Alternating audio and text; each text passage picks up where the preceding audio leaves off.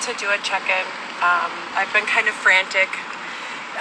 When you're going through a situation like this, that's scary and just weird, you oftentimes, unless you go back and intentionally review the footage and what you've said, what has been notable, what sticks out, you will forget certain things. So after like a week, I have to go back, relook at what I've already said and touched on, brought attention to, and then be sure that I'm not in my mind remembering other things and thinking I shared them, but not. That could be very relevant to everything else.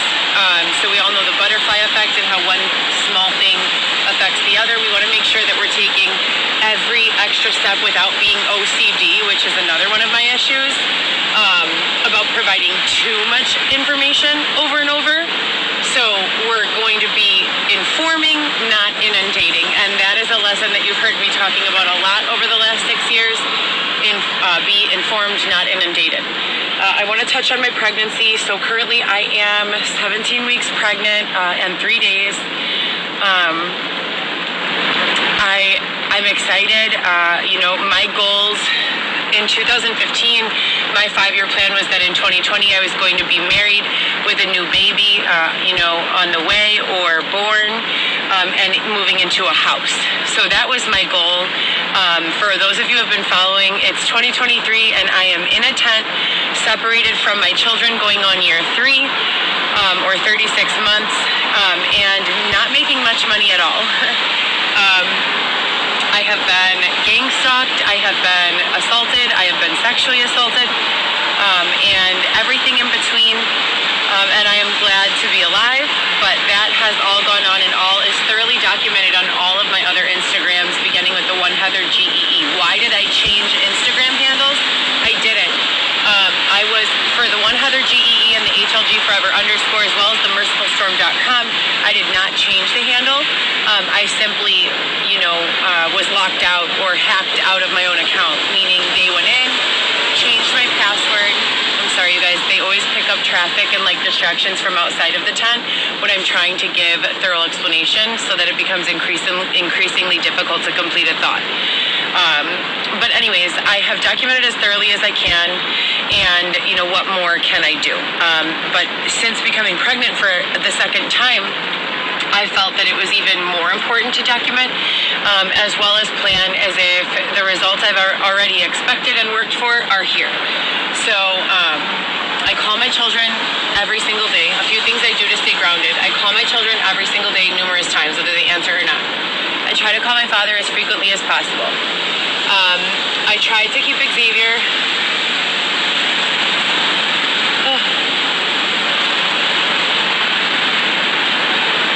Oh my goodness, I'm trying to see that I can't. I'm trying to keep Xavier as accountable as possible. He had one slip up a few weeks ago. Again, I cannot break free of Xavier. Xavier is in my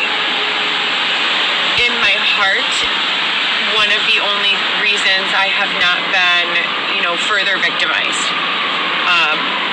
I can't prove that, and there are times that I genuinely question it, but for the most part, I think it's the truth.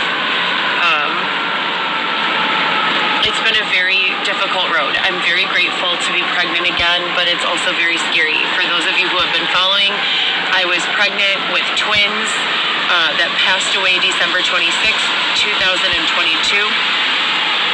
Rest in peace, babies. And I have 3 children who have lived with me their entire lives from birth through 2020. So my plan for 2020, being married, settled in with a baby, etc., did not go as planned. It's now 2023. I am pregnant for the second time in under a year. And guess what? For the second time, I got pregnant on birth control. So everyone's always saying all this stuff, oh my God, what a blessing. Talk about it, right? I did everything in my power that I could do, everything under my control, to be responsible, considering the circumstances especially, and look what happened even still. So clearly this is a sign from God, and I just try, like I always tell you guys, manifest your future, decide your direction and your path, but also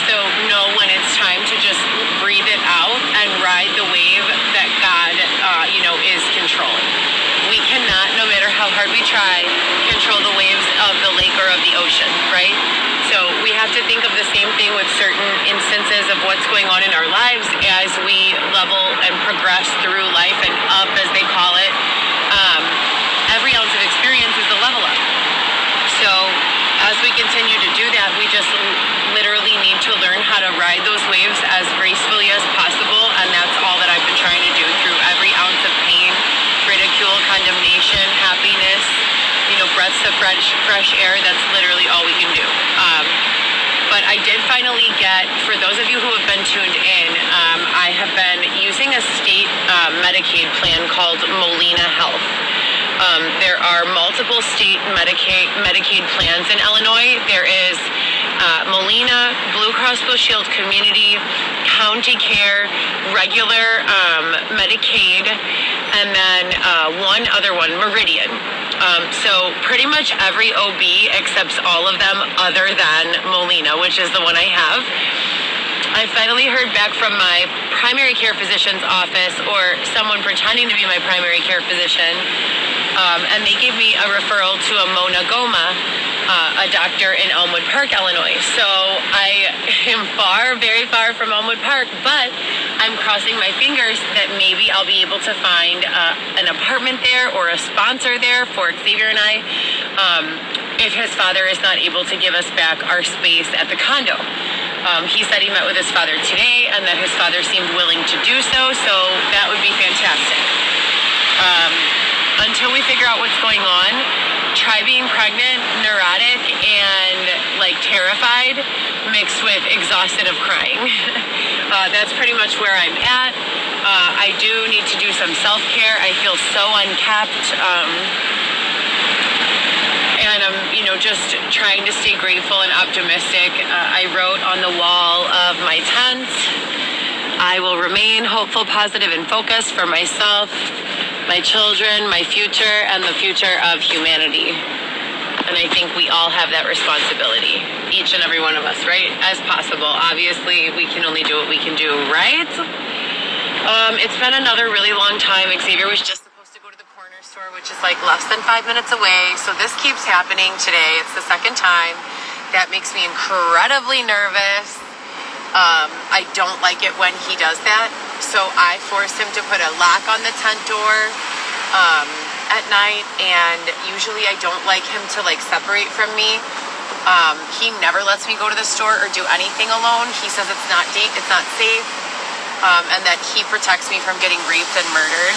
So I'm pretty much just in this tent trying to think of things to do, and that's it. I don't really know what else to say. They keep on saying that you have to move forward and forgive in order to receive your blessings. I'm sitting here forgive for getting stabbed. So forgive the people who stabbed me. Yes. Forgive the people who jumped and stabbed you. Okay, let me work on that. Forgive the guy who bludgeoned you with a tire iron over the side of your head and just left would not even stop. 4 men had to peel him off. And then police had to chase him away because he kept on trying to get you, that you don't even know who he is. Okay, forgiving that guy. Forgive the people who destroyed my car, my baby, the very first item more than $10,000 that I ever purchased myself. Okay, let me try and work on that one. These are big. Oh, the person who separated me from my 3 children who I love more than life and keep me going. Okay, working on that as well. Yay! You're back? I'm on a live. Great. Let me finish my cigarette. Okay. So, yeah, I guess that's what I'm trying to do. My youngest has a birthday next week. So I am going to buy her a birthday gift, and we're going to head back out that way for me to try to drop it off again.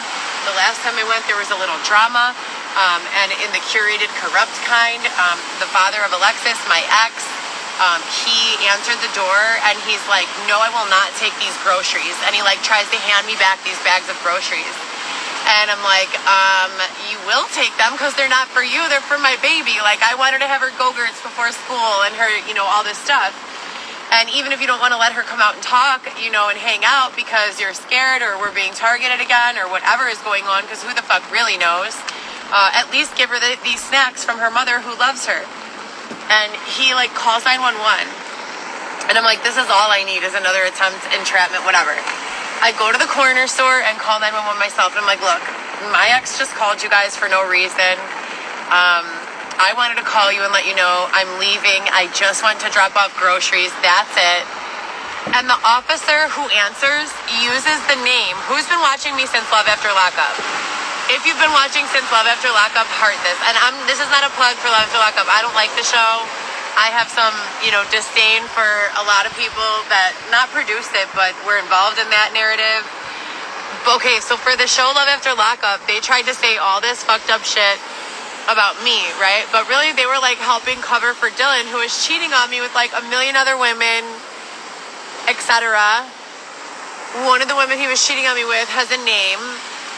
Another one of the women he was cheating on me with has an address, right? What do I mean by that? Because they specified, they singled out that woman's name, the one woman's name, officer, and then the woman's name.